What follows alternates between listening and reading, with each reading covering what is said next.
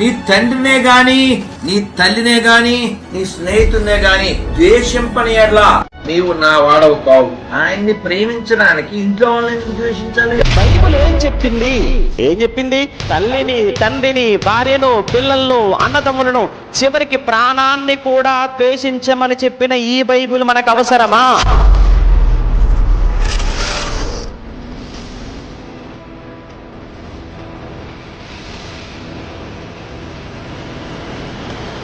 నువ్వు ఏ శక్తి అని పేరు పెట్టుకున్నా ఆయన అంటున్న మాట ఏంటంటే, నీవు దేవుని శక్తిని ఎరుగకపోవటం వలన నీవు పొరపడుచున్నావు బిడ్డ.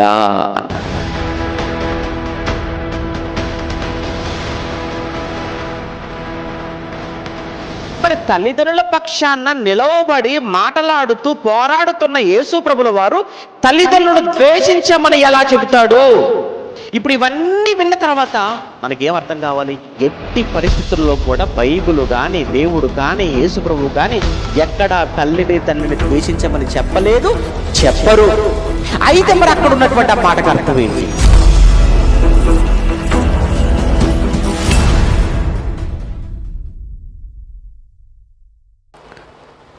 ప్రభునందు ప్రియమైన దేవుని పిల్లలారా, దేవుని మహాకృపతో ఇక డైరెక్ట్గా విషయంలోనికి మనం వెళ్ళే ప్రయత్నం చేద్దాం.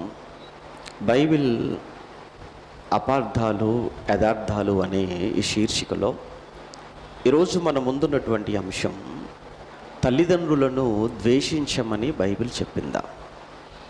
మీకు తెలియదు కాదు, గత కొన్ని సంవత్సరాలుగా ఈ తెలుగు రాష్ట్రాలలో మతోన్మాదం, మత ఛాందస్యవాదం ఎక్కువగా మనం చూస్తున్నాం. ఉదయం లేస్తే రాత్రి పడుకునేంత వరకు బైబిల్ గురించి, క్రీస్తు గురించి, క్రైస్తవ్యం గురించి, చివరికి క్రీస్తును కన్న తల్లి అయిన మరియమ్మను కూడా ఎంత దారుణంగా మాట్లాడారో, మాట్లాడుతున్నారో, పుస్తకాల రూపంలో రాశారో ఇవన్నీ మీకు తెలియనివి కావు. అలా అని వారు మాట్లాడినవన్నీ, వారు రాసినవన్నీ ఎంతవరకు క్రైస్తవ్యాన్ని కదిలించాయి అన్నప్పుడు, క్రైస్తవ్యాన్ని ఏమాత్రం కదిలించలేదు అని మాత్రం నేను నమ్ముతున్నాను. ఏమాత్రం క్రైస్తవ్యం మీద ప్రభావం చూపలేకపోయాయి. ఏవో అక్కడక్కడ బైబిల్ మీద అవగాహన లేని, క్రీస్తు పట్ల సరియైన విశ్వాసం లేని ఎవరో ఒకరిద్దరు ఒకవేళ ప్రభావితమైతే అయి ఉండొచ్చేమో, కానీ ఒక నిజమైన క్రైస్తవుణ్ణి అవి ఏమాత్రం కూడా మార్చలేకపోయాయి అని మాత్రం చెప్పగలను. అయినా వారు సంధించిన లేదా వారు మాట్లాడిన ఎన్నో తప్పుడు మాటల్లో, తప్పుడు రచనలలో సాధ్యమైనంత వరకు భవిష్యత్తులో మీకు తెలియచేస్తే బాగుంటుంది అన్న ఒక ఆలోచనతో ఈ టైటిల్ మీ ముందుకు తీసుకొని వచ్చాం.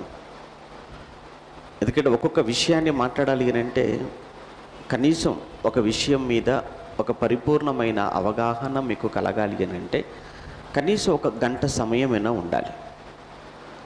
అటువంటప్పుడు ఎన్నో విషయాలను వారు లేవనెత్తినప్పుడు, ఎన్నో విషయాలు బైబిల్లో నుంచి తీసి వాటిని వక్రీకరించి అపార్థం చేసి క్రైస్తవ సమాజం మీద, బైబిల్ మీద బురద జల్లే ప్రయత్నం వారు చేసినప్పుడు, వాటన్నిటి గురించి మాట్లాడేటువంటి వేదిక ఇది కాదు, వాటన్నిటి గురించి మాట్లాడే సమయం మనకు లేదు. అందుకే అందులో ఒక చిన్ని విషయాన్ని మాత్రమే ఈరోజు మన పాఠ్యాంశంగా మీ ముందుకు తీసుకొచ్చాం.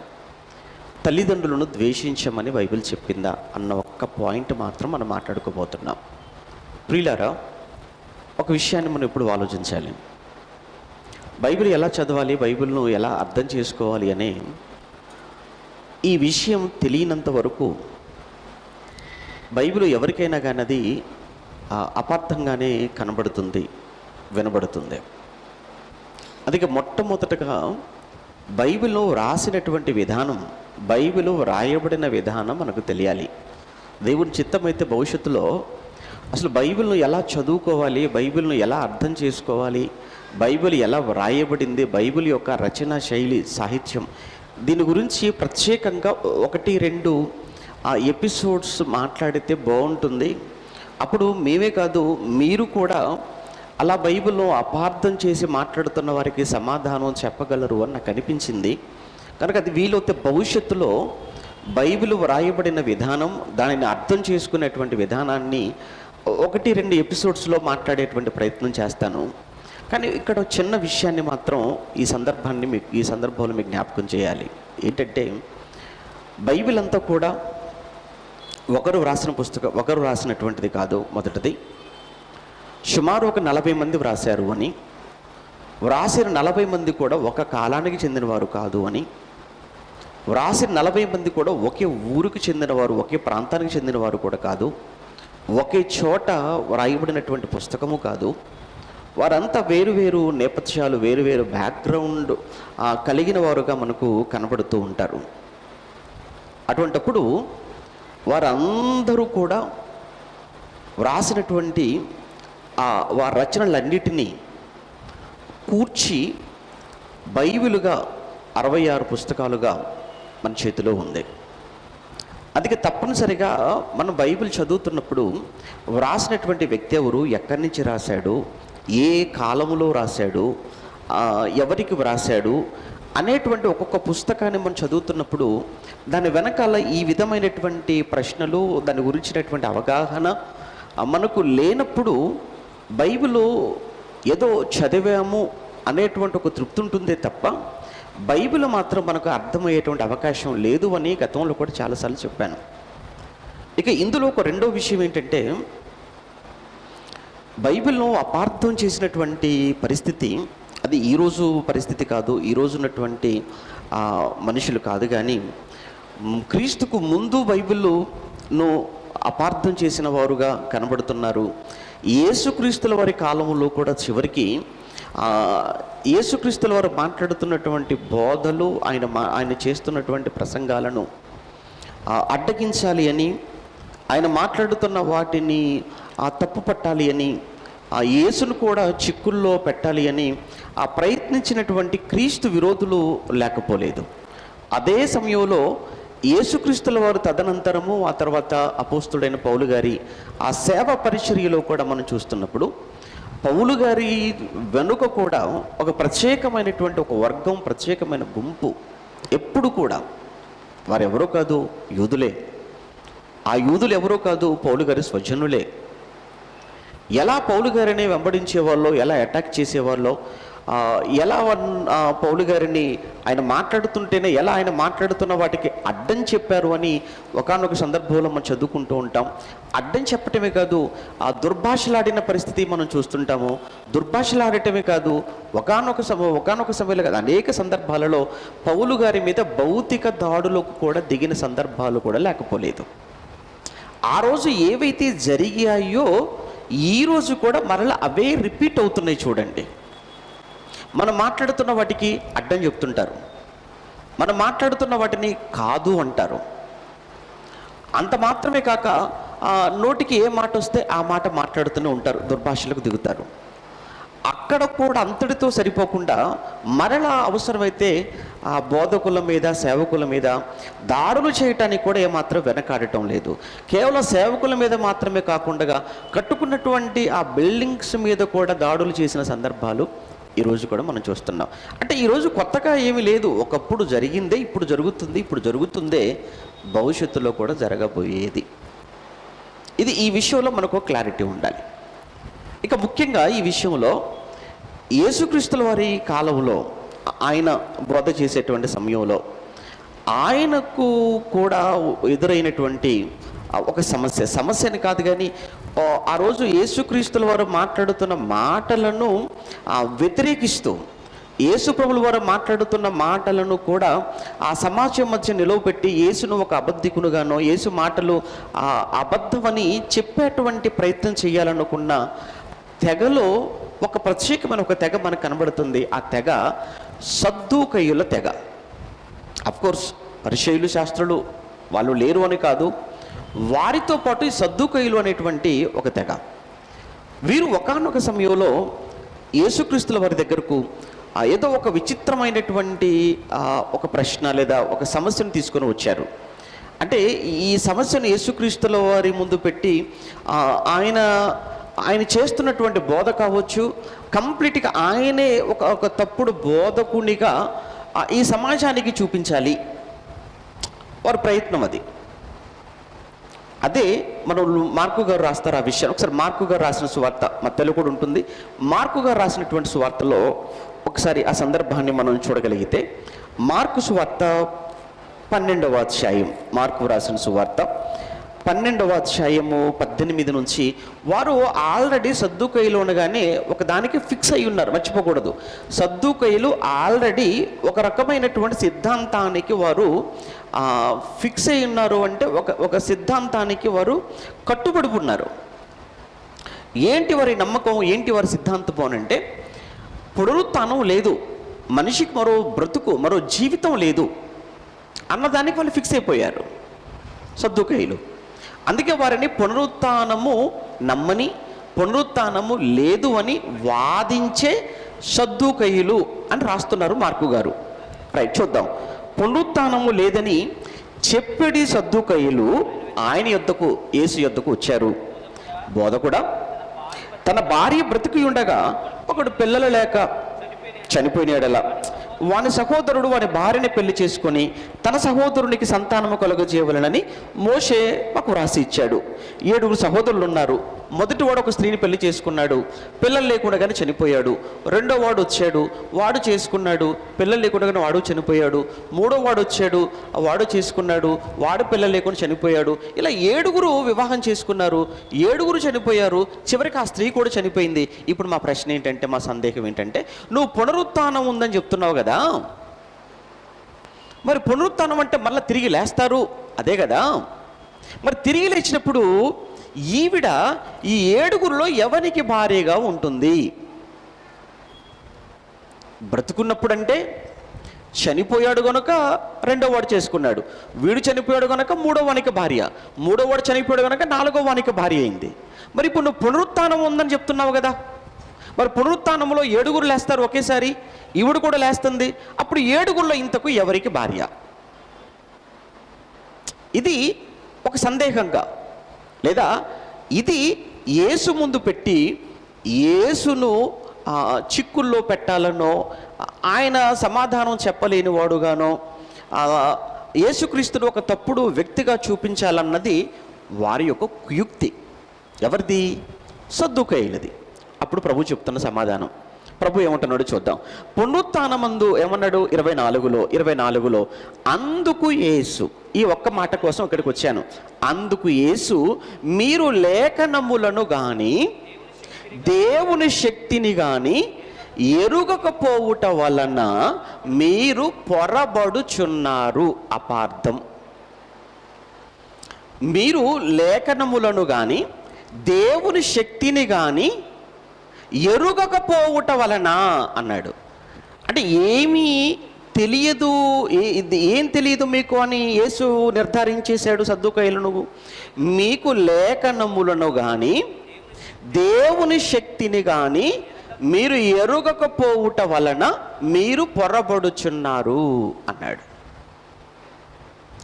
ఈరోజు బైబిల్ను అపార్థం చేసి బోధిస్తున్న, బైబిల్ను అపార్థం చేసి మాట్లాడుతున్న, బైబిల్ను అపార్థం చేసి వ్రాస్తున్నవారు, వారు కూడా లేఖనములను కానీ దేవుని శక్తిని కానీ ఎరుగకపోవుట వలన పొరపడుచున్నారు అన్నాడు.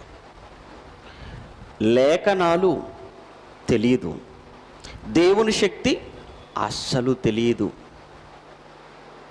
నువ్వు ఏ శక్తిని పేరు పెట్టుకున్నా ఆయన అంటున్న మాట ఏంటంటే, నీవు దేవుని శక్తిని ఎరుగకపోవుట వలన నీవు పొరబడుచున్నావు బిడ్డా అన్నాడు ఆయన. నిజమే, పొరపడుతున్నారు. అందుకే అపార్థం చేశారు, వక్రీకరిస్తున్నారు. ఏమనుకుంటున్నా, బైబిలు తల్లిని తండ్రిని ద్వేషించమని చెప్పిందని నువ్వు చెబుతున్నావు. మరి చెప్పినప్పుడు బైబిల్లో ఏదో ఒకటి చూపించాలి కదా మనం నమ్మాలంటే. ఇప్పుడు క్రైస్తవ్యులను నమ్మించాలనే కదా వాళ్ళ బాధ అంతా. ఏంటంటే క్రైస్తవ్యంలోనికి వెళ్ళిన వారు మీరు ఎలాంటి మతంలో మీరు ఉన్నారో తెలుసా, ఎలాంటి బైబిల్ మీరు చదువుతున్నారో తెలుసా, తల్లిని తండ్రిని ద్వేషించమని చెప్పిన బైబిల్ మీ చేతిలో ఉంది, తల్లిని తండ్రిని ద్వేషించమని బోధించే అలాంటి ఆ ఎడారి మతంలోనికి మీరు వెళ్ళిపోయారు అని. అంటే ఎవరి కోసం అయ్యా మీరు ఇంత ప్రయాసపడుతున్నారు, ఎవరిని మార్చుదామని అంటే క్రైస్తవ్యాన్ని మారుద్దామని. అప్పుడు ఆయన అంటున్నాడు, మీరు లేఖనములను కానీ దేవుని శక్తిని కానీ మీరు ఎరగకపోవటం వల్ల మీరు పొరబడుతున్నారా అని ఆయన అంటున్నాడు. నీకు ఏ శక్తి గురించి నీకు తెలుసు? నీకు ఏ శక్తి గురించి నీకు సరిగా తెలియదు. నన్ను అడిగితే నీకు ఏ శక్తి గురించి నీకు సరిగా తెలియదు. ఎందుకు తెలియదు అంటానా? నీకు లోక చదువా సరిగా లేదు, బైబిలా అస్సలు తెలియదు, ఎప్పుడు ఏం మాట్లాడతావో తెలియదు, ఎవరో రాసినవో ఎవరో చెప్పినవో ఎవరో మాట్లాడినవో అవి తప్ప నిజంగా నీ ఒక్కసారి అసలు బైబిల్ను ఎలా చదవాలి, ఎలా అర్థం చేసుకోవాలి అనే ఒక పాఠం ఒకటి ఉంటుంది. ముందు అది తెలుసుకునే ప్రయత్నం చేయి, దాని బ్యాక్గ్రౌండ్ తెలుసుకునే ప్రయత్నం చేయి. నీలాగనే ఆవేశపడి నీలాగనే తొందరపడి యేసుప్రభు దగ్గరకు వచ్చి అవమానం పాలైపోయారు చాలామంది. అందులో ఈ సద్దుకయ్యులు ఒకరు, మరొకరు పరిసయ్యులు కూడా ఉన్నారు. వాళ్ళు వచ్చి మేము కనికరమనే కోరుచున్నాము, బలిని ఆ కోరను అని బైబిల్లో ఉంది కదా అని మత్తయి 9లో మాట్లాడుతున్నప్పుడు అప్పుడు యేసుప్రభులు అంటారు, మీరు ఆ వాక్యమే నాకు చెప్తున్నారు కదా, మీరు ఆ వాక్యం నాకు చెప్తున్నారు కదా, ఉన్నదున్నట్లుగా నాకు అప్పచెప్తున్నారు కదా వాక్యం, మీరు వెళ్ళి ముందు ఆ వాక్యం యొక్క భావం ఏమిటో మీరు నేర్చుకొని రండి. ఏమి నేర్చుకోమని చెప్తున్నాడు? వాక్యం చెప్తున్నారు. వాక్యం కాదురా, వాక్యం నేర్చుకోవాలి. వాక్యంతో పాటు వాక్యములో ఒక భావం, ఒక సారాంశం ఉంటుంది, ఒక తాత్పర్యం ఉంటుంది, అది నేర్చుకో. పద్యం ఉంటుంది, ఆ పద్యంలో ప్రతి పదానికి ఒక అర్థం ఉంటుంది.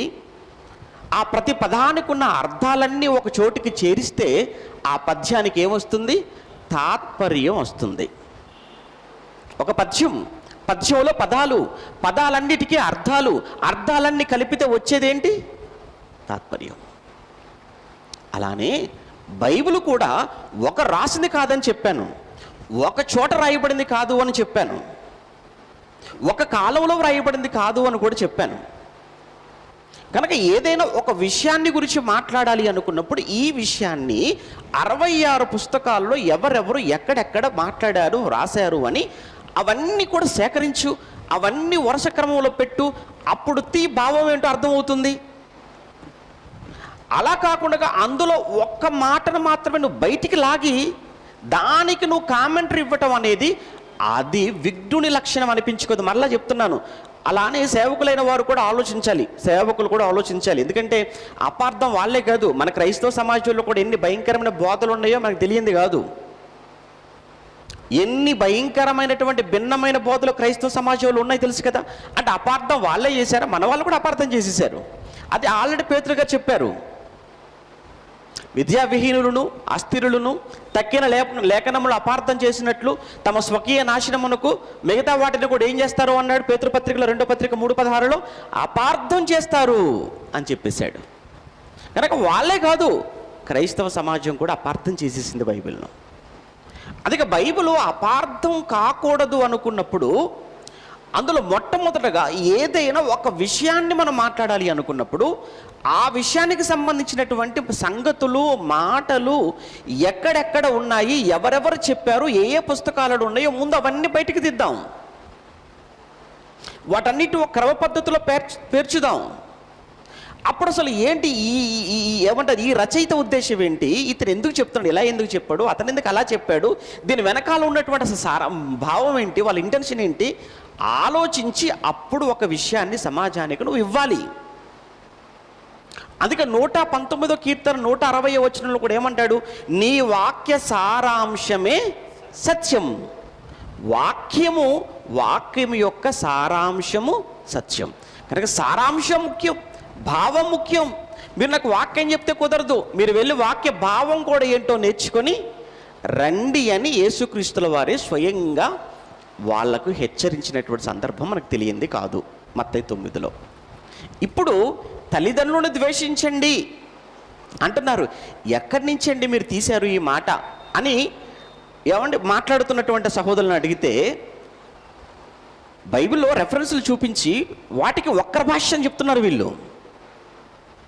అందులో ప్రధానంగా వాళ్ళు చూపించినటువంటి మాటలు ఏంటో, వాళ్ళు చూపించిన 2 మాటలు మీకు చూపించాలి. అందులో మొట్టమొదటి మాట ఏంటంటే, ప్రధానంగా వాళ్ళు పాయింట్అవుట్ చేసిన విషయం ఏంటంటే, లూకా గారు రాసినటువంటి సువార్తలో 14వ అధ్యాయములో, లూకా రాసిన సువార్త 14వ అధ్యాయం, లూకా గారు రాసినటువంటి సువార్త 14వ అధ్యాయం 26వ వచనం. లూకా రాసిన సువార్త 14వ అధ్యాయము 26వ వచనంలో ఏం చెప్తున్నాడో మహానుభావుడు చూద్దాం. ఎవడైనను నా యొద్దకు వచ్చి తన తండ్రినైనను తల్లిని భార్యను పిల్లలను అన్నదమ్ములను అక్క చెల్లెండ్రను తన ప్రాణమును సహా ద్వేషింపకుంటే వాడు నా శిష్యుడు కానేరడు. ఇప్పుడు నా ప్రశ్న బాగా వినాలి మీరందరూ కూడా. ఒకసారి మళ్ళీ చదివితే మీకు అర్థమవుతుందేమో. నా ప్రశ్న మీకు అర్థం కావాలంటే ముందు మీరు చదివిన ఈ వాక్య భాగం మీకు బాగా అర్థం కావాలి. ముందు ఎవడైనను, ఆ పదం చూడండి, ఎవడైనను సరే నా యొద్దకు వచ్చి. ఇప్పుడు మనమంతా కూడా ఎవరి దగ్గరకు వచ్చామంటే యేసుప్రభు దగ్గరకు వచ్చాం. క్రైస్తవులు చెప్పుకుంటున్నామంటేనే మనం క్రీస్తు నమ్మామని, క్రీస్తు ధరించుకున్నామని, క్రీస్తు యొద్దకు వచ్చాము అని అర్థం. ఓకే, ఆయన యొద్దకు వచ్చాం. ఇప్పుడు ఆ వచ్చిన వారు ఏం చేయాలట? తన తండ్రిని, తన తల్లిని, భార్యను కూడా, తల్లిని తండ్రినే కాదు, నెక్స్ట్ భార్య తర్వాత పిల్లలను, తర్వాత అన్నదమ్ములను, తర్వాత అక్క చెల్లెండ్లను, తర్వాత చివరికి తన ప్రాణమును సహా ద్వేషింపకుంటే వాడు నాకు శిష్యుడు కానేరడు అన్నాడు. అంటే ఇప్పుడు ద్వేషించవలసింది కేవలం తల్లిదండ్రులనే కాదు, తల్లిదండ్రులతో పాటు భార్యను ద్వేషించమని, పిల్లలను ద్వేషించమని, అన్నదమ్ములు ద్వేషించమని, కేవలము ఇవే కాదు, వీరినే కాదు, చివరికి నీ ప్రాణాన్ని కూడా నువ్వేం చేయాలి? ద్వేషించాలి. అలా ద్వేషించమని బైబిల్ చెప్పింది అని ఈ రెఫరెన్స్ చూపించాడు. వాడు చూపించే రెఫరెన్స్ బైబిల్లో ఉందా? ఉందే కదా, ఉన్నదే కదండి. ఇంకో విషయం చెప్పమంటారా? నేను స్వయంగా చూశాను. ఇదే రెఫరెన్స్ను చాలా పెద్ద ఫ్లెక్సీ ఒకటి వేయించేసి ఒక సిటీలో ఒక పెద్ద సెంటర్లో కట్టేశారు. ఈ మాటను ఇలానే తీసి బైబిల్ ఏం చెప్పింది? తల్లిని, తండ్రిని, భార్యను, పిల్లలను, అన్నదమ్ములను, చివరికి ప్రాణాన్ని కూడా ద్వేషించమని చెప్పిన ఈ బైబిల్ మనకు అవసరమా అని ఒక పెద్ద ఫ్లెక్సీ వేయించి సెంటర్లో పెడితే వచ్చేవాళ్ళు, వెళ్ళేవాళ్ళు దాన్ని చూస్తూ, చదువుతూ, బైబిల్ ఎలా చెప్పిందా? తల్లిదండ్రులను ద్వేషించమని బైబిల్ చెప్పిందా? భార్య పిల్లలను ద్వేషించమని బైబిల్ చెప్పిందా? ఏంటి ఇలాంటి బైబిలా వీళ్ళు పంచుతున్నారు? ఇలాంటి బైబిలా వీళ్ళు పట్టుకున్నారు? అమ్మో, ఈ బైబిల్ చాలా ప్రమాదం. ఈ బైబిల్ భారతదేశానికి ఇది అవసరం లేదు, ఇది చాలా డేంజర్ ఇది. అందుకే కదా బ్యాన్ చేయాలని చెప్పేసి అని కొత్తగా మాట్లాడుతున్నారు. అంటే ఈ మాటను అలానే తీసి, అలానే ప్రింట్ వేయించి, అలా సెంటర్లో పెడితే చూసే వాళ్ళందరికీ ఎలా అనిపించింది? నిజమే అన్నట్టుగానే ఉంది. కానీ యేసుక్రీస్తులో చెప్పారు కదా, మీరు లేఖనములను కానీ దేవుని శక్తిని కానీ మీరు ఎరుగకపోవుట వలన మీరు పొర్రపడుచున్నారు అన్నాడు. అలానే అదే యేసుక్రీస్తుల వారు మత్తయి సువార్తలో మాట్లాడినప్పుడు ఏమన్నాడు? మీరు వెళ్ళి నేను కనికరమునే కోరుచున్నాను కానీ బలిని కోరను అను వాక్యం యొక్క భావం ఏమిటో మీరు నేర్చుకోండి. ఇప్పుడు వాక్యం ఉంది, కానీ ఈ వాక్యం యొక్క ఏం తెలియాలి? మనకు భావం తెలియాలి, తాత్పర్యం తెలియాలి. ఇంకా ఆలోచిద్దాం. ఎవడు నిజంగా ద్వేషించమని చెప్పిందా బైబిల్? తల్లిని తండ్రిని ద్వేషించామని నిజంగా యేసు ప్రభు చెప్పాడా? బైబిల్ నిజంగా అదే చెప్పిందా అని కాసేపు ఈ ఒక్క మాటను కాసేపు ప్రక్కన పెట్టి ఇప్పుడు మిగతా అన్ని చోట్ల మనం తిరుగుదాం. బైబిల్ మొత్తం తిరిగేయాలి. అసలు బైబిల్ యొక్క ఉద్దేశం ఏంటి? బైబిల్లో ఉన్న దేవుడి యొక్క ఉద్దేశం ఏంటి? తల్లిదండ్రులు ద్వేషించడమేనా? భార్య పిల్లలు ద్వేషించడమేనా బైబిల్ చెప్పింది? అన్నదమ్ములు ద్వేషించమనైనా బైబిల్ చెప్పింది? అసలు బైబిల్ చెప్పినటువంటి ఒక ఉన్నతమైన మాట ఏంటంటే శత్రువును కూడా ద్వేషించవద్దని చెప్పింది బైబిల్. శత్రువును ద్వేషించమన్నదా? శత్రువును ద్వేషించమని చెప్పలేదు, శత్రువును ప్రేమించు అన్నది. శత్రువునే ప్రేమించమని చెప్పిన బైబిల్ తల్లిని తండ్రిని ద్వేషించమని చెప్తున్నా. కనీసం కామన్ సెన్స్ అంటాం. శత్రువును ప్రేమించురా అని చెప్పిన బైబిల్ తల్లిని తండ్రిని ద్వేషించమని ఎందుకు చెబుతుంది అని అక్కడ మనం కౌంటర్ వేసుకోవాలి మనసులో. అలా వేసుకొని అప్పుడు మనం బైబిల్ మొత్తం కూడా తిరగాలి. తిరిగితే అసలు ఈ మాట ఎందుకు అన్నాడు, దీనిలో ఉన్న ఉద్దేశం ఏంటో మనకు అర్థమవుతుంది. అప్పుడు ఇంకో మాట, ఇటు ప్రాణాన్ని ద్వేషించమని చెబుతుందా బైబిల్? ప్రాణమును సహా ద్వేషించకపోతే అన్నాడు. నా ప్రాణాన్ని ద్వేషించమని బైబిల్ చెప్తుందా? దేవుడు చెప్తా నీ ప్రాణాన్ని ద్వేషించుకోరని చెప్తుందా? బైబిల్ ఏం చెప్పింది? నిన్ను వల్లే నీ పొరుగు వాణిని ఏం చేయమన్నది? అంటే నిన్ను నీవు ఎంతగా ప్రేమించుకుంటావో పొరుగు వాణిని కూడా అంత ప్రేమించు. అంటే ఇక్కడ నిన్ను ప్రేమించుకో అని చెప్పింది బైబిల్. నిన్ను ప్రేమించుకో, నిన్ను నువ్వు ద్వేషించుకోవద్దు. నిన్ను నీవు ఎంతగా ప్రేమించుకుంటావో పొరుగు వాడిని కూడా అంతగా ప్రేమించమని చెప్పిన తర్వాత మరల ఇక్కడ అదే బైబిల్ ప్రాణాన్ని ద్వేషించు అని చెప్తే కాంట్రవర్సరీ అయిపోతుంది, కాంట్రడిక్ట్ అవుతుంది. అది ఎలా అవుతుంది? రెండు విధాలుగా ఎలా మాట్లాడతాడు ఆయన దేవుడు? కనుక సంథింగ్ ఇక్కడ ఈ మాటలో ఏదో భావం ఉంది. మన భాషలో చెప్పండి, ఏదో మతలబ్ అంటాం చూసారా, ఏదో ఉందన్నమాట. ఇందులో ఏదో ఉంది ఈ మాటలో.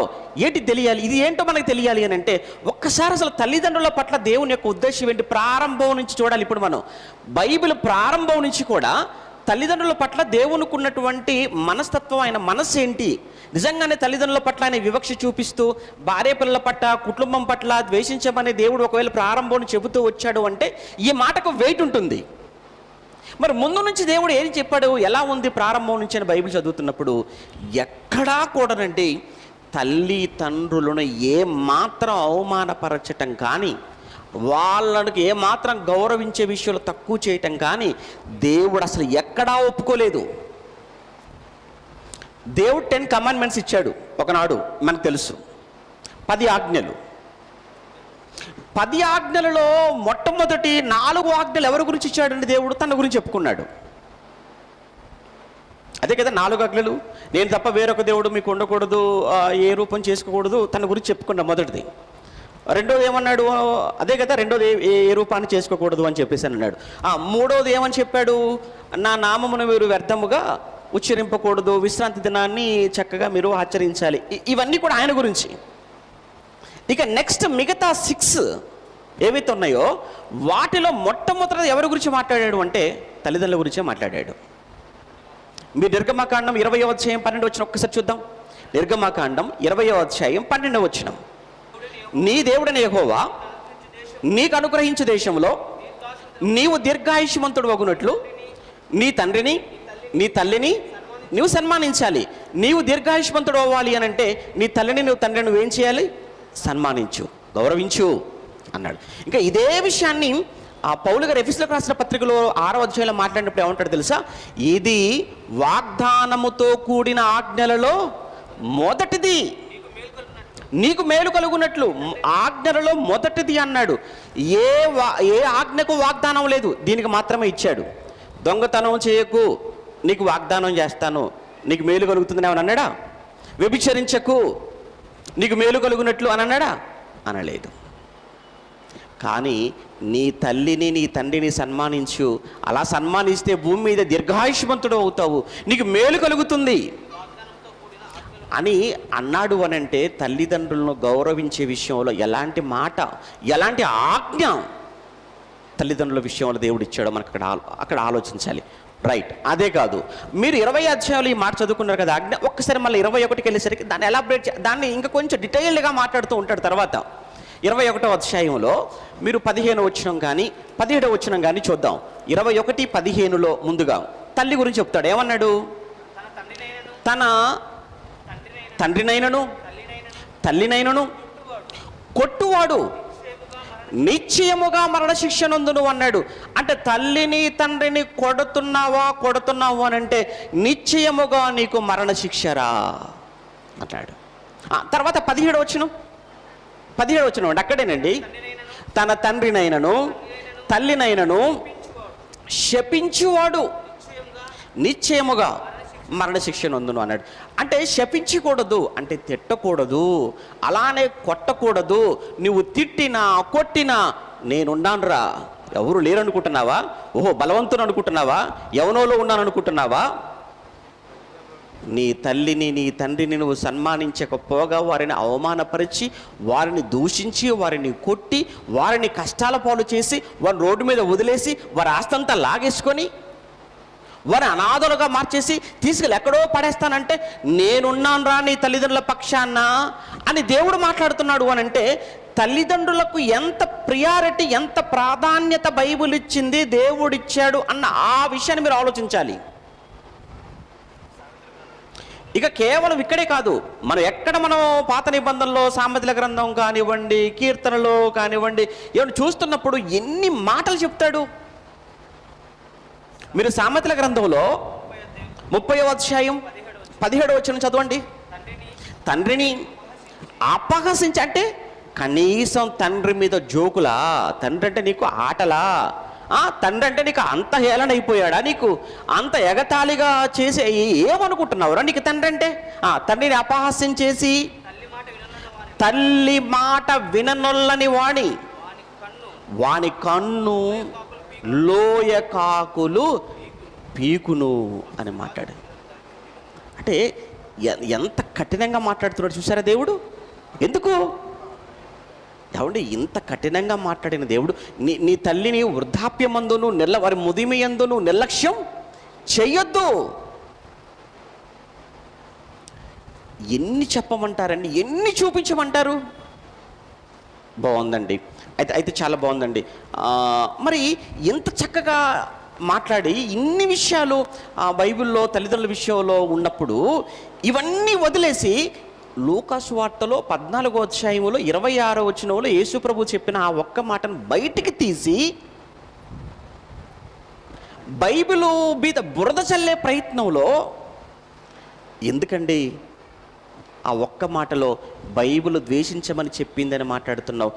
ఎక్కడైనా మనకు కనిపించిందంటే ఎక్కడా కనబడలేదు. సన్మానించమని చెప్పింది, వారిని దూషించవద్దని చెప్పింది, వారిని కొట్టవద్దు అని చెప్పింది, వారిని అపహాస్యం చేయవద్దని చెప్పింది, వారి మాట వినాలని చెప్పింది, వారిని ముదిమి సమయంలో నిర్లక్ష్యం చేయవద్దని చెప్పింది, వారి అవసరాలు తీర్చమని చెప్పింది, వారిని కంటికి రెప్పలా కాపాడు అని చెప్పింది.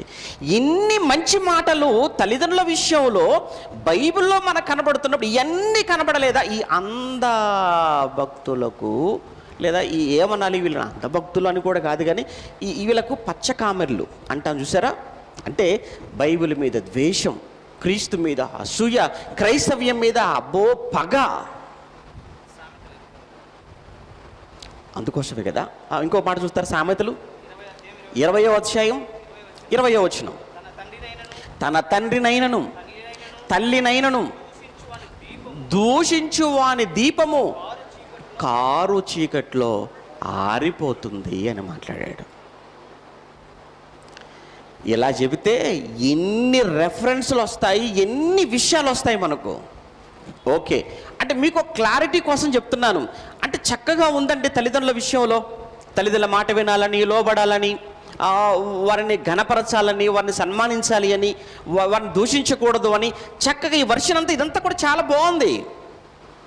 కానీ మరి అక్కడ యేసు ప్రభుల వారు ఏంటి, ఎందుకు అలా చెప్పాడు? ఆయన తల్లినైనా తండ్రినైనా భార్యనైనా పిల్లలనైనా చివరికి తన ప్రాణానైనా సహా ద్వేషించకపోతే నాకు శిష్యుడు కాలేడు అని ఎందుకు చెప్పాడు ఆయన?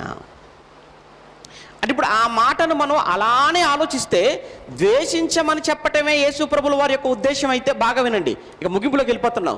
ద్వేషించటమే యేసు ప్రభుల వారి మాటల్లో ఉన్న ఉద్దేశం అయితే, ద్వేషించటమే బైబిల్ యొక్క సారాంశం అనుకున్నప్పుడు ఇప్పుడు చెప్పిన ఈ మాటలన్నీ తప్పైపోవాలి. ఈ ఒక్క మాట కోసం ఇప్పుడు చెప్పిన మాటలన్నీ ఏమైపోవాలి? తప్పు. ఏంటి ఇవన్నీ తప్పు, ఈ ఒక్కటే రైట్గా కనపడిందా నీకు? అంటే ఇన్ని చోట్ల ఇలా చెప్పి ఇక్కడ ఒక్క చోట ఇలా మాట్లాడుతున్నాడు అని అంటే దీంట్లో ఉన్న సంగతి ఏంటో, దీనిలో ఉన్న రహస్యం ఏంటో, దీని వెనకున్న భావం ఏమిటో అలా ఎందుకు ఆలోచించవు అంటే నీకు బైబిల్ మీద ద్వేషం, నీకు బైబిల్ అంటే పడదు. ఎందుకు పడదో కూడా చెప్తాను. బైబిలు వ్యభిచరించవద్దని చెప్పింది, దొంగతనం చేయవద్దని చెప్పింది, తాగొద్దని చెప్పింది. మరి ఇవన్నీ నీకు ఎలా ఉంటే నువ్వు తాగుబోతూ అయినప్పుడు? ఇవన్నీ నీకు ఎలా ఉంటే నీకు చాలా ఇబ్బందిగా ఉంటాయి. అందుకొరకు అంటే నీకు స్వేచ్ఛ లేకుండా నువ్వు చేసే పాపాలకు ఎక్కడో సంఖ్యలు వేస్తున్నట్టుగా బైబిల్ కనబడేసరికి బైబిల్ నీకు మంచి కనబడలేదా? ఓకే, ఇప్పుడు యేసుక్రీస్తుల వారి దగ్గరికి వెళ్దాం. ఇప్పుడు ఆ మాట దగ్గరికి వెళ్ళడానికి ముందు అసలు యేసు ప్రభుల వారి ఇంటెన్షన్ ఏంటి? యేసు ప్రభుల వారి యొక్క ఉద్దేశంలో తల్లిదండ్రులను ఘనపరచాలి, సన్మానించాలి అని చెబుతున్నాడా, లేదంటే నిజంగానే వాళ్ళు ద్వేషించమని చెప్పటమే యేసు ప్రభుల వారి యొక్క ఇంటెన్షన్? అది కూడా చూద్దాం. యేసు ప్రభుల వారి యొక్క ఉద్దేశం ఏంటి? ఆయన తల్లిదండ్రులను ఆయన ద్వేషించమని చెప్పటమే ఆయన ఉద్దేశమా అని మనం చూసామనుకోండి, లేదు. యేసుక్రీస్తుల వారు ఇక మిగతా ఎక్కడ మాట్లాడిన తన బోధనలో ఆయన తల్లిదండ్రులను ద్వేషించమన్న ఆ అర్థంతో ఆయన ఎక్కడా మాట్లాడలేదు. ఇంకో విషయం చెప్తాను, ఆయన తల్లిదండ్రులను నిర్లక్ష్య పెడుతున్న వారిని నిలబెట్టి కడిగాడు. తల్లిదండ్రులను ఘనపరచని, తల్లిదండ్రులను సన్మానించని, తల్లిదండ్రులు పట్టించుకొనని నాడున్న సమాజాన్ని నిలవబెట్టి కడిగేశాడు ఆయన. అలా తల్లిదండ్రులు నిర్లక్ష్య పెట్టిన వారిని గద్దించిన యేసు ప్రభు ద్వేషించమని ఎందుకు చెప్తాడు? అక్కడ కొంచెం మనం ఆలోచించాలి. ఏమిటి, యేసు ప్రభు గద్దించాడా? గద్దించాడు. ఒక్కసారి 15వ అధ్యాయం చూద్దాం, మత్తయి సువార్త. అంటే ఆ మాట ఎందుకన్నాడు అన్నది మీకు తెలియాలంటే ముందు ఇవన్నీ తెలియాలి. మత్తయి సువార్త 15వ అధ్యాయం, మత్తయి రాసిన సువార్త 15వ అధ్యాయం 5వ వచనం. మత్తయి రాసిన సువార్త 15వ అధ్యాయము 5వ వచనం. మీరైతే యూదులారా, మత ఛాందసవాదులారా, మతం అనే మత్తులో తూలుతున్న వారలారా, మీరైతే ఒకడు తన తండ్రినైనను తల్లినైనను చూచి నా వలన నీకు ఏది ప్రయోజనమగునో అది దేవార్పితమని చెప్పిన ఎడల అతడు తన తండ్రినైనను తల్లినైనను ఘనపరచనక్కర్లేదని చెప్పుచున్నారు.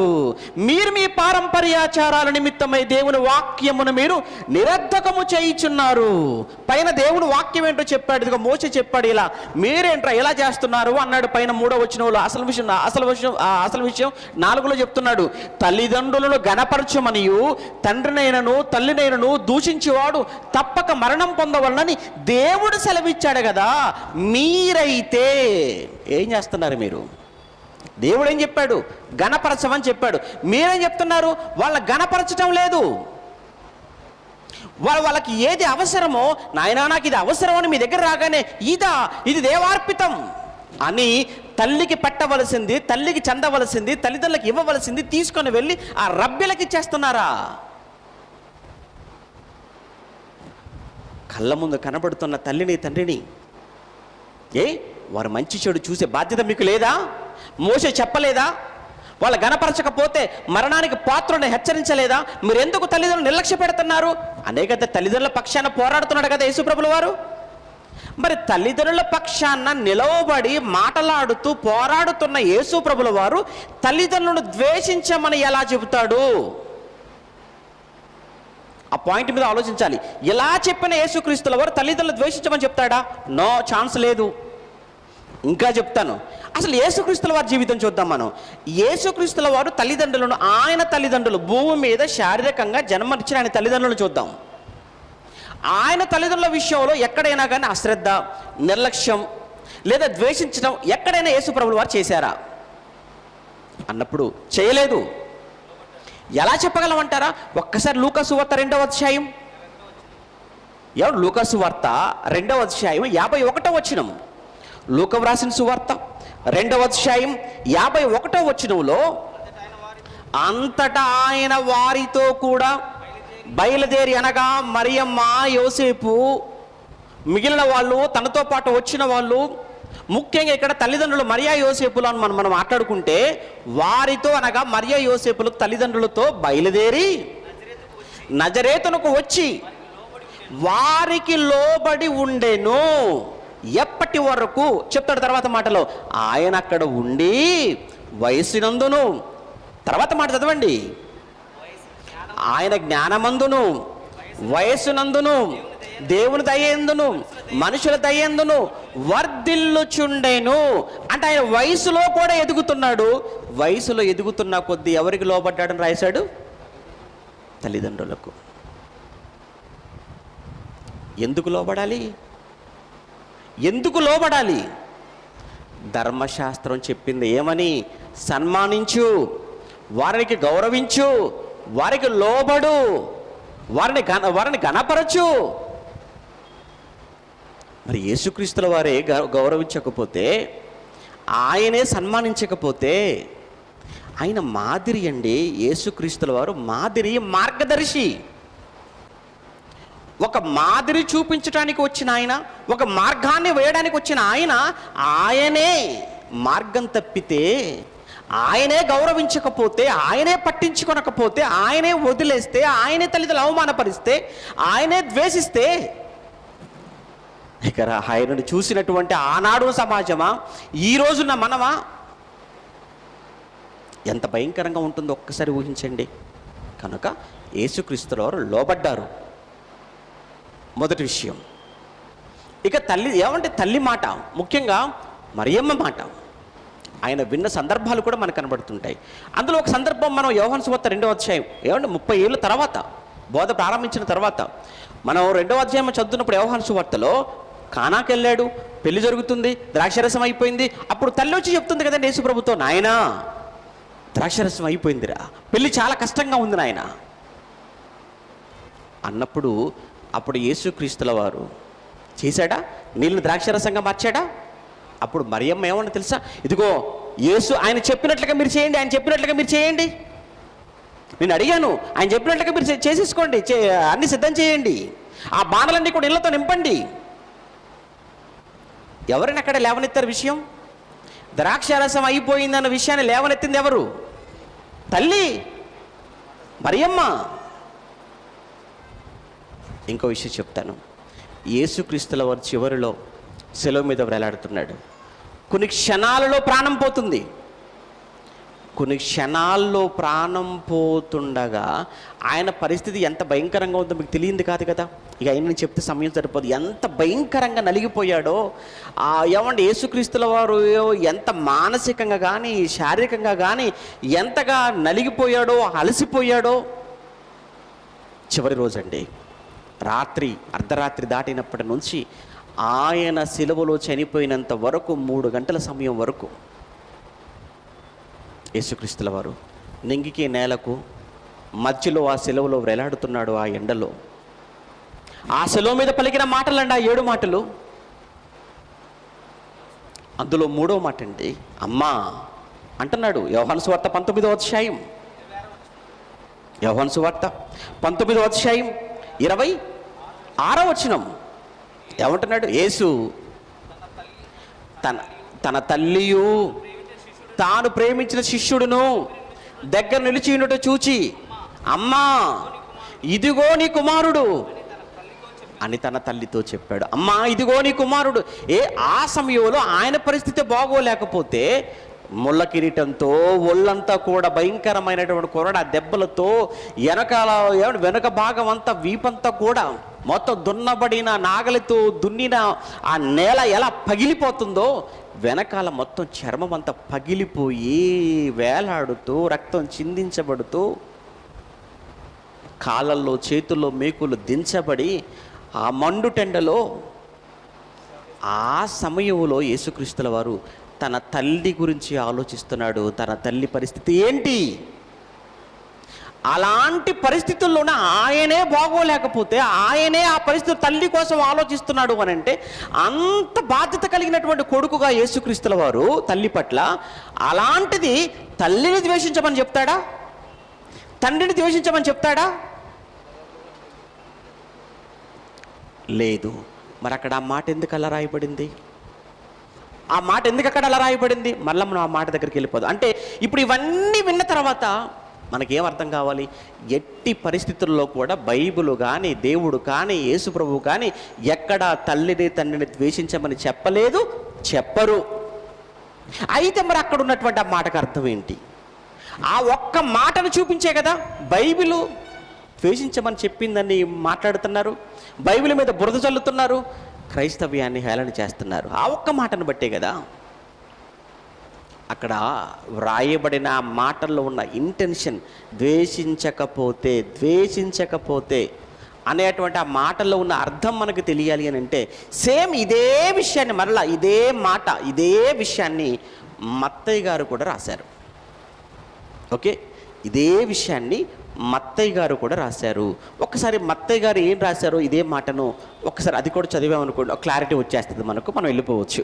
మత్తయి సువార్త 10వ అధ్యాయం, మత్తయి వ్రాసిన సువార్త 10వ అధ్యాయము 37వ వచనం. మత్తయి సువార్త 10వ అధ్యాయం 37వ వచనంలో తండ్రినైనను, పదం చూడండి అక్కడ, తండ్రినైనను తల్లినైనను నాకంటే ఎక్కువగా ప్రేమించేవాడు. అక్కడ ద్వేషించకుంటే అన్నాడు, ఇక్కడికి వచ్చేసరికి కొంత క్లారిటీ ఇచ్చాడు. ఆయన ఏమన్నాడు అని అంటే, ద్వేషించటం అంటే దూషించటం అని కాదు, వదిలేయటం అని కాదురా, దానికి అర్థం అని మత్తయ్య గారు మాట్లాడుతూ, నాకంటే ఎక్కువగా ప్రేమించువాడు నాకు పాత్రుడు కాడు, అంటే నాకు శిష్యుడు కాడు.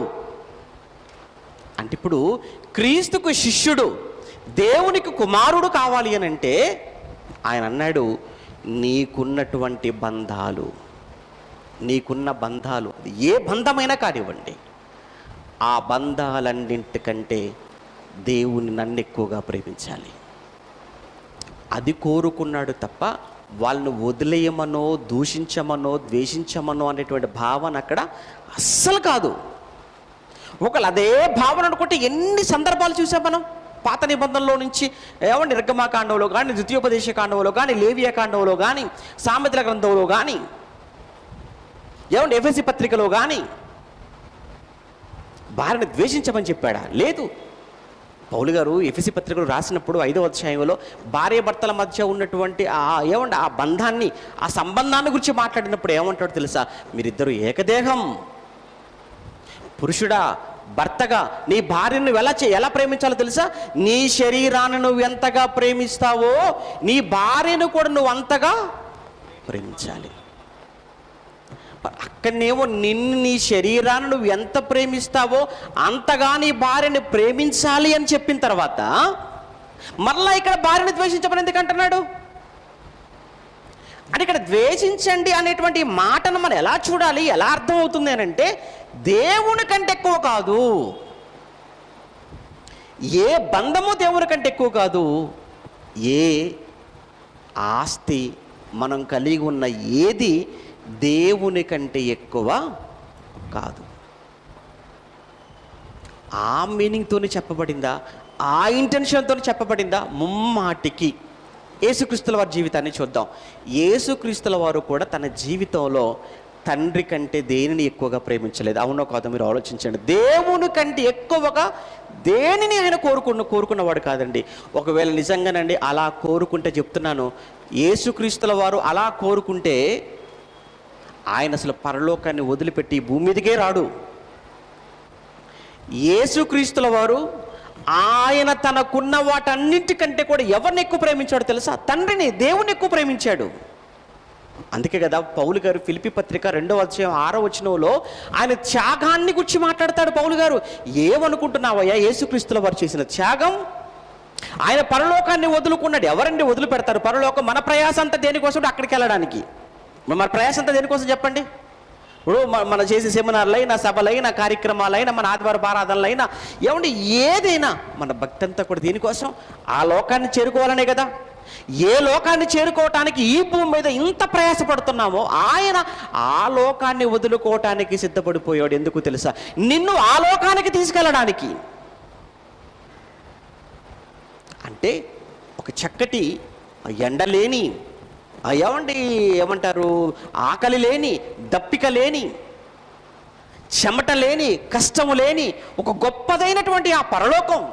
ఆ పరలోకాన్ని ఎవరు వద్దనుకుంటారు, ఎవరు కాదనుకుంటారు, కానీ ఆయన వదిలేస్తున్నాడు. ఎందుకు? తండ్రి బాధ, తండ్రిని సంతోషపెట్టాలి.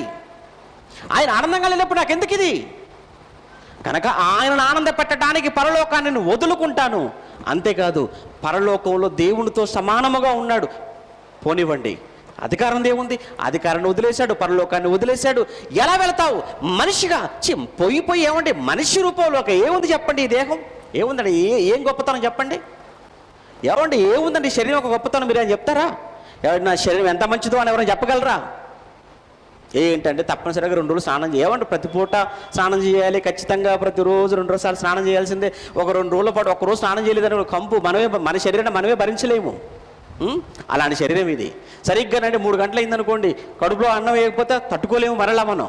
ఏమంటే ఉదయం టిఫిను, మధ్యాహ్నం భోజనం, సాయంత్రం భోజనం, ఈ మధ్యలో స్నాక్స్, వీటిలో ఏ ఒక్కటి తక్కువైపోయినా, ఏ ఒక్కటి లేట్ అయినా కంగారు అయిపోతుంటాం, భరించలేము మనం. మళ్ళీ ఉద్యోగం అంటాం, వ్యాపారం అంటాం, ఆ పని అంటాం, ఈ పని అంటాం, కూర్చొని నిలబడలేము, నిలబడితే కూర్చోలేము, పడుకుంటే లేవలేము. అబ్బాబ్బా ఏముందండి శరీరానికి చెప్పండి మీరు? ఏం గొప్పతనం ఇది? అయ్యా ఎలా వెళ్తావు? మనిషి రూపంలోకి వెళ్ళిపోతాను. మనిషి శరీరం కావాలి. ఆ శరీరం మరలా ఇందులో మరలా మనుషుల్లో మరలా ఏ రూపంలోకి వెళ్ళిపోతావు అంటే దాసుని స్వరూపంలోకి. అంటే అందరికంటే లీస్ట్ ఎవరు అని అంటే పనోడు, దాసుడు అన్నాడు. అందులో మరలా ఇక పోనీ దాసుడుగానైనా ఓకే, ఆ తర్వాత మరి ఇంకేమైనా తీసుకెళ్తావయ్యా? ఏమన్నా నీకు దాసుడుగా జాయిన్ అయిపోయిన తర్వాత, దాసుడు రూపంలోకి వెళ్ళిపోయిన తర్వాత ఏమైనా సంపాదించుకోవటం, వెనకేసుకోవడం ఎలా ఉంటుందంటే, నాకు ఏది వద్దు అంటే తను రిక్తునిగా చేసుకోవడానికి కూడా సిద్ధపడిపోయాడు. అర్థం ఏంటంటే నాకు ఏది వద్దు. ఆకాశ పక్షులకు గూళ్ళు చూపించాడు, నక్కలకు బొరియలు చూపించాడు, నాకు మాత్రం ఏది వద్దు. ఇన్ని వదులుకున్నాడు చూసారా? అంటే వదులుకోవటం అంటే వీటన్నిటిని ద్వేషించాడు. అంతే కదా, ద్వేషించడం అంటే దాని అర్థం ఏంటి? వదులుకోవటం అని అర్థం అండి. అంతే. ఇంకో మాట చెప్పాలంటే వదులుకోవటం అని అంటే దేనికి? నా తండ్రి కంటే, నా దేవుని కంటే ఇవేవి నాకు ఎక్కువ కాదు. ఎందుకంటే సర్వము ఆయన ఇచ్చినవి. నీకు తల్లినైనా, తండ్రినైనా, భార్యనైనా, భర్తనైనా, పిల్లలనైనా, ఉద్యోగమైనా, వ్యాపారమైనా, ఆరోగ్యమైనా, ఏదైనా ఎవరి దయ? ఎవరి దయ? దేవుడి దయ కాదా? దేవుడు వలన కాదా మనం బ్రతుకుతున్నాము? మనం ఆయన వలనే చలించుచున్నాము, మనం ఆయన వల్ల మనం ఉనికి కలిగి ఉన్నాము. ఈరోజు మనకంటే ఒక అడ్రస్ ఉందంటే ఆ దేవుడు. అటువంటిప్పుడు దేవుని కంటే ఏది ఎక్కువ నాకు? దేవుడి కంటే ఎవరు ఎక్కువ నాకు? అలా అని తల్లిని ద్వేషించమన్నాడా? లేదే. తండ్రిని ద్వేషించమన్నాడా? కాదే. ప్రియారిటీ అంటారు చూసారా? ప్రియారిటీ. ఇప్పుడు పిల్లల్ని అడుగుతున్నారు అప్పుడప్పుడు, అరే మీకు ఎవరంటే ఇష్టం అని అన్నారు అనుకోండి, నాకు మమ్మ అంటే ఇష్టం అంటాడు వాడు. డాడీ అంటే ద్వేషం ఏమైనా? నీకు ఎవరంటే ఇష్టం? నాకు డాడీ అంటే ఇష్టం అనగానే మమ్మీ అని ఫీల్ అయిపోద్దా? ఏం ఫీల్ అవ్వదు. ప్రియారిటీ అంటే ప్రాధాన్యత. నీ జీవితంలో, నా జీవితంలో, ఎవరి జీవితంలోనైనా కానీ దేవుడు ఏమనుకుంటున్నాడంటే నేనే నెంబర్ 1గా ఉండాలి. ఆయన అలా అనుకోవటం తప్పే ఉందని చెప్పండి? దేవుడు మనలో ఆయనే మొదటగా ఉండాలని ఆయన అనుకోవటంలో తప్పు ఉందా అని అడుగుతున్నానండి. నిన్ను తల్లి గర్భంలో నిలబెట్టింది ఎవరు? దేవుడు కాదా? నిన్ను నన్ను తల్లి గర్భంలో నిలవపెట్టిన వాడు దేవుడు కాదా? అవయవాలను ఇచ్చిన వాడు దేవుడు కాదా? చక్కటి ఆకారంతో ఊపిరి పోసి తల్లి ఒడిలోకి చేర్చిన వాడు దేవుడు కాదా? ఎన్నో ప్రమాదాలు, ఎన్నో రోగాల నుంచి నిన్ను నన్ను కాపాడుకున్నది ఆ దేవుడు కాదా? ఈ రోజు వరకు చలిస్తున్నావంటే, బతుకున్నావంటే కారణం ఆ దేవుడు కాదా? అటువంటిప్పుడు నా జీవితంలో మొదటి ప్రాధాన్యత ఎవరు? దేవుడు. అసలు ఇంత బ్రహ్మాండాన్ని, ఇంత సృష్టి చేసింది దేవుడే అయినప్పుడు ఆ దేవుడు కంటే నాకు ఎవరు ఎక్కువ, ఏది ఎక్కువ అని దేవుడు చూస్తున్నాను. వాడి మనస్సులో, మన హృదయాలలో మొట్టమొదట ఆయన ఉండాలి. అందుకే ఆజ్ఞల్లో ఏదయ్యా ప్రధానమైన ఆజ్ఞ అన్నప్పుడు పాత నిబంధనలు, కృత నిబంధనలు ఏమన్నాడు? నీ దేవుడైన యెహోవాను ప్రేమించటమే మొదటిది. దేవుడు ప్రేమించటం, ఆ దేవుణ్ణి మన మనసులో కలిగి ఉండటం. అంటే అక్కడ ద్వేషించటం అనేటువంటి ఆ మాటలో ఉన్న అర్థం ఏంటంటే, ఫస్ట్ ప్రియారిటీ ఎవరికని? దేవునికి. ఆ తర్వాత నీ తల్లి, ఆ తర్వాత నీ తండ్రి, ఆ తర్వాత నీ భార్య. ఏమంటే బైబిల్ ఎన్ని మంచి మాటలు చెప్పిందండి. భార్యను ఎలా చూసుకోవాలో అని, భార్య యొక్క ధర్మాలు, భర్త యొక్క బాధ్యతలు, పిల్లల పట్ల, యజమానుల పట్ల, దాసుల పట్ల ఎన్ని మాటలు ఉన్నాయి కదా. ద్వేషించమన్న తర్వాత ఇక మళ్ళీ ఎన్నెందుకు చెప్పాలి ఇంక దేవుడు? స్త్రీలారా మీ వారికి లోబడి ఉండండి, అన్ని విషయాల్లో మీరు వాళ్ళ మాట వినండి. ఎందుకు చెప్పాలి చెప్పండి ద్వేషించమన్న తర్వాత? అలానే పురుషులారా మీరు మీ సొంత శరీరాన్ని ఎలా ప్రేమించుకుంటున్నారో మీ భార్యను కూడా మీరు అలా ప్రేమించబద్దులు. ఎందుకు చెప్పాలి చెప్పండి ద్వేషించమని చెప్పిన తర్వాత? అంటే ఇక్కడ ఆ మాటలో ఉన్న అర్థం ద్వేషించమనంటే ఏదో వదిలేయమనో, లేదు అంటే శత్రువులుగా చూడమనేటువంటి భావన కాదు. ప్రియారిటీ, ప్రాధాన్యత. అంటే నీ జీవితంలో, నా జీవితంలో, ప్రతి క్రైస్తవుని జీవితంలో మొదటి వాళ్ళు ఎవరై ఉండాలి? దేవుడు. పౌలు గారు నా మట్టుకు బ్రతుకుట క్రీస్తు, చావైతే లాభం అని తన ప్రాణాన్ని సైతం దేవుని కోసం ఇవ్వటానికి సిద్ధపడిపోయాడు. యాకోబు నీకు ప్రభు కావాలా, నీకు ప్రాణం కావాలా అన్నాడు హేరోదు. అప్పుడు యాకోబు అన్న మాట ఏంటో తెలుసా? నా ప్రభువు కోసం నా ప్రాణం పోయినా పర్వాలేదు, నా ప్రాణం ఇచ్చేస్తాను అంటే. ఇప్పుడు యాకోబు తన ప్రాణాన్ని వదులుకున్నాడు, ద్వేషించాడు. ఎవరి కోసం? ప్రభు కోసం. అంటే ద్వేషించటం అన్న మాటకు అర్థం అది. ప్రియారిటీ, ప్రాధాన్యత. నీ జీవితంలో ఎవరు ముఖ్యం, ఎవరు ప్రాముఖ్యం? దేవునికి మొదటి స్థానం ఇవ్వండి, దేవునికి మొదటి ప్రాధాన్యతనివ్వండి. ఎవరిని మీ పిల్లల హృదయాలలో మీరే ఉండాలని కోరుకుంటారు, ఎందుకండి మీరు కన్నవారు కనుక. ఎవరిని మీకు ఎవరిని ఇష్టం, మీ ఇద్దరి పేర్లు కాక ఇంకెవరు పక్కింటి వాళ్ళ పేరు చెప్పారనుకోండి, మీకు ఏమనిపించింది చెప్పండి? ఒరే కన్నది మీవురా, పెంచింది మీవురా, పెద్ద చేసింది మీరా, పెడుతుంది మీవురా, తింటుంది మాదిరా, నువ్వేంటిరా వాళ్ళ పొగుడుతున్నావు? బాధ ఉంటుందా ఉండదా చెప్పండి? ఉంటుందండి. అంటే మొట్టమొదట వారి నోట ఒక తల్లిగా తండ్రిగా మీ పేరే రావాలి అని, వాళ్ళ హృదయాలలో ముందుగా మీరే ఉండాలని ఒక తల్లిగా తండ్రిగా మనం కోరుకుంటున్నప్పుడు, దేవుడు కూడా మన మనసుల్లో ఆయనే ముందుగా ఉండాలని ఆయన కోరుకోవటంలో ఏమైనా అన్యాయమా? ఏమైనా తప్పుందా? లేదు. అక్కడ యేసు ప్రభులు వారు చెప్పిన మాటల్లో ఉన్న ఉద్దేశం అది. నాకంటే ఎక్కువగా మీరు ఎవరిని ప్రేమించకూడదు అని, అంతే తప్ప అందరినీ ద్వేషించమని లేదంటే ఎప్పటికీ అదే భావంతో ఉండమనేటువంటి ఉద్దేశంతో చెప్పిన మాట కాదు. అందుకే అక్కడ లూకా గారు రాసింది మళ్ళీ మత్తయ్య గారి దగ్గరికి వెళ్ళినప్పుడు కానీ మనకు క్లారిటీ రాలేదు కనుక దీన్ని ఎలా వాళ్ళు అపార్థం చేసి బోధించారో మనం ఇప్పుడు చూసాము. అసలు అందులో ఉన్న యథార్థత ఏంటో కూడా మనకు అర్థమైపోయింది. యథార్థత ఏంటి, వారు చేసిన అపార్థం ఏంటి? ఇదే బైబిల్ అపార్థాలు, యథార్థాలు. అందులో ఒక చిన్న విషయాన్ని మనం మాట్లాడుకున్నాం. భవిష్యత్తులో దేవుని చిత్తమైతే ఇలాంటివి ఎన్నో విషయాలు దీని ద్వారా బైబిల్లో గొప్ప జ్ఞానవంతులుగా మీరు మలచబడతారు, ప్రశ్నించే వారికి సమాధానం చెప్పగలుగుతారు, మీలో ఉన్నటువంటి సందేహాలను మీరు తీర్చుకున్న వాళ్ళు అవుతారు, పోగొట్టుకున్న వాళ్ళు అవుతారు. అందుకే మిమ్మల్ని జ్ఞానవంతులుగా చెయ్యాలన్నటువంటి ఉద్దేశంతోనే ఇంత కార్యక్రమం జరుగుతుంది. మీరందరూ ప్రార్థన చేయండి. దేవుని చిత్తం అయితే నెలలా జరగాలని కోరుకుందాం. మరో నెలలో మళ్ళీ కలుసుకుందాం, ప్రార్థన చేసుకుందాం. సమయం అయిపోయింది. ప్రేమ కలిగిన మా కన్న తండ్రి, మీ కొందనాలని ఆయన ఇప్పటి వరకు మీ పిల్లలతో కలిసి పంచుకున్నాం. మీ జ్ఞానం అది లేఖనాలకు సరిపోయేదని, సత్యవాక్యాన్ని సరిగా విభజించి మీ ఎదుట సిగ్గుపడనక్కరలేని పనివానిగా ఉన్నాను అని భావిస్తూ చెప్పబడిన ప్రతి మాటను మీ పిల్లలు జాగ్రత్తగా విని, ఆలోచించి, అర్థం చేసుకొని, ప్రశ్నించే వారికి సమాధానం చెప్పగలిగే సామర్థ్యాన్ని విన్న వాక్యం చేత వారి విశ్వాసంలో ఇంకా అంతకంతకు బలపడినట్లు కృప చేయమని కోరుతూ ఈ కార్యక్రమానికి కారకులైన ఎల్బీ నగర్లో ఉన్న కళాశాల తమ్ముడు బాలరాజు తనకు తోడుగా ఉన్న మీ పిల్లలందరినీ దీవించండి. మీ చిత్తమైతే మరొకసారి మరలా మేమంతా కలుసుకోవడానికి కృప చూపించండి. వెళుతున్నారు మీ పిల్లలు, తిరుగు ప్రయాణంలో క్షేమంగా వారు చేరవలసిన గమ్యానికి చేర్చండి. క్రీస్తునామాని ప్రార్థన మీకు సమర్పిస్తున్నాము తండ్రి. ఆమెను. మన తండ్రి అయిన దేవుని ప్రేమ, కుమారుడైన యేసుక్రీస్తుల వారి కృప, పరిశుద్ధాత్మని యొక్క అన్యోన్య సహవాసం ఇప్పుడు ఎల్లప్పుడు సదాకాలం మన అందరికీ తోడై నడిపించునుగాక. ఆమేన్.